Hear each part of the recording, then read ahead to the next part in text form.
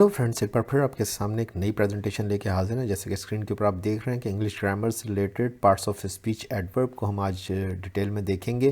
मैं हूं Mohammad Naufal Safan, belongs to Naufal's academy. अगर आपको मेरा वीडियो पसंद आ रहा है तो प्लीज़ लाइक और सब्सक्राइब ज़रूर कर दीजिएगा। चलते हैं टॉपिक की तरफ।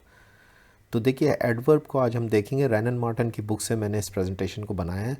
देखिए, डेफिनेशन एडवर्ब की हम जो बचपन से देखते आ रहे हैं वो ये कि वर्ब को डिफ़ाइन करता है, लेकिन सिर्फ एडवर्ब वर्ब को डिफ़ाइन नहीं करता, बल्कि साथ में वर्ब के साथ साथ एडजेक्टिव और एडवर्ब को खुद भी मॉडिफाई करता है या उसको डिफ़ाइन करता है, जिसको वो कह रहा है कि it modifies verb, adjective and adverb. इसकी एग्जांपल्स देख लेते हैं।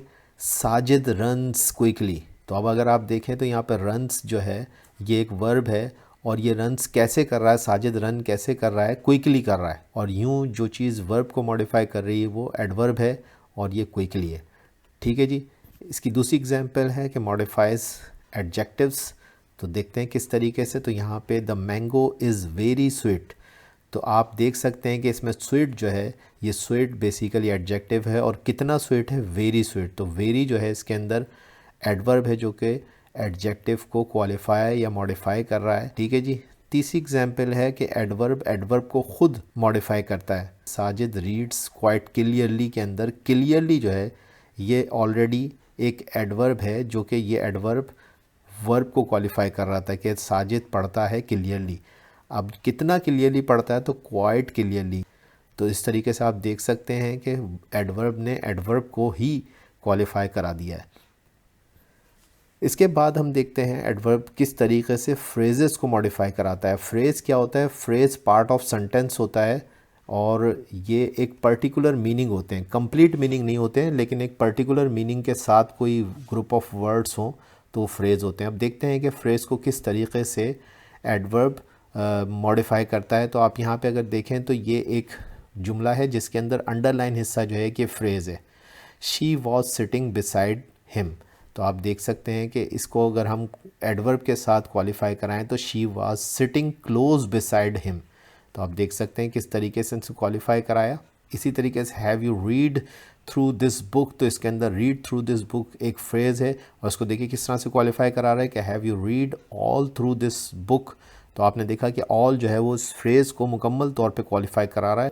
Adverbs modify the whole sentence. अब एडवर्ब्स ना सिर्फ फ्रेजेस को ही नहीं मॉडिफाई करते हैं, बल्कि ये पूरे के पूरे सेंटेंस को भी मॉडिफाई करने की सलाहियत रखते हैं। चले देखते हैं कैसे। ही इज मिस्टेकन, वो गलती पर है। और अब आप देखिए इसको किस तरीके से मॉडिफाई कर रहा है। Probably he is mistaken. तो अब आप देखिए कि इस पूरे सेंटेंस को उसने शायद के लफ्ज से क्वालिफाई करा दिया है, प्रोबेबली ही इज मिस्टेकन। एक और एग्जाम्पल लेते हैं। इट इज एज यू से, जैसा आपने कहा ये ऐसे ही है। तो अब इसको देखते हैं कि कैसे क्वालिफाई करा रहा है। Possibly it is as you से।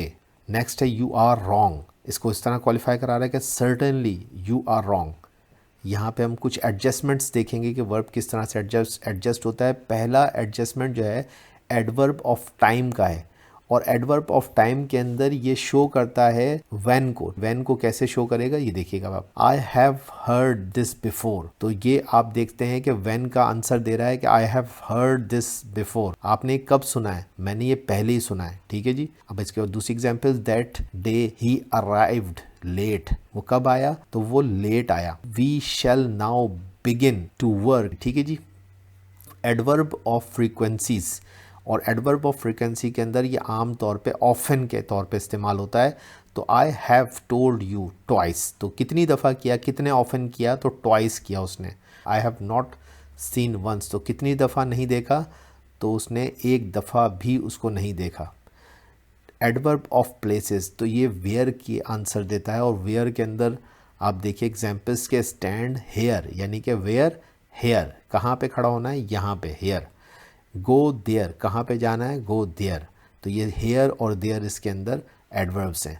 इसी तरीके से एडवर्ब्स ऑफ मैनर, कि किस तरह के मैनर्स, आपको किस तरह के अदब आदाब चाहिए। तो अदब आदाब देखिएगा कि द सिक्स फॉट ब्रेवली। तो किस तरह से लड़े सिख? तो वो ब्रेवली लड़े। The boy works hard. तो बॉय ने जो है वो वर्क्स हार्ड किया। अगला देखते हैं कि एडवर्ब ऑफ डिग्री और क्वांटिटी। तो इसके अंदर आप देख सकते हैं कि ही वॉज टू केयरलेस। तो इसके अंदर जो डिग्री है वो टू की, यानी कि बहुत ज़्यादा है। कितने हद तक है डिग्री उसकी क्या है, तो बहुत ज़्यादा केयरलेस है। इज़ दैट एनी बेटर, तो इससे कोई बेहतर है, तो इसके अंदर जो बेटर है वो कितना बेटर है, वो एनी बेटर है। ठीक है जी। These mangoes are almost ripe, तो इसके अंदर वो कितने राइप हैं मैंगोज़, तो वो आलमोस्ट राइप हैं। एडवर्ब ऑफ अफर्मेशन या निगेशन, यानी कि एडवर्ब्स जो कि हामी भरते हैं या वो इनकार करते हैं। श्योरली यू आर मिस्टेकन, यकीनन आप मिस्टेकन हैं। ही सर्टेनली वेंट, यस, यानी कि यहाँ पे भी वो अफर्म कर रहा है। एडवर्ब ऑफ रीजन्स, तो एडवर्ब्स ऑफ रीज़न देखते हैं, तो he is hence unable to refute charge, तो यहाँ पे चुनाचे के सेंस में जो रीज़न है हैंस का जो है वो रीज़न के तौर पे इस्तेमाल कर रहा है। ही देयर फोर लेफ्ट स्कूल, तो बिल आखिर या चुनाचा वो स्कूल छोड़ गया। तो ये वो इंट्रोडक्शन था जो कि आपको एडवर्ब्स को समझने में या एडवर्ब्स को जुमले के अंदर पहचानने में मदद देगा। सो आई होप कि ये क्लास आपके लिए बेनिफिशियल होगी। Thank you very much.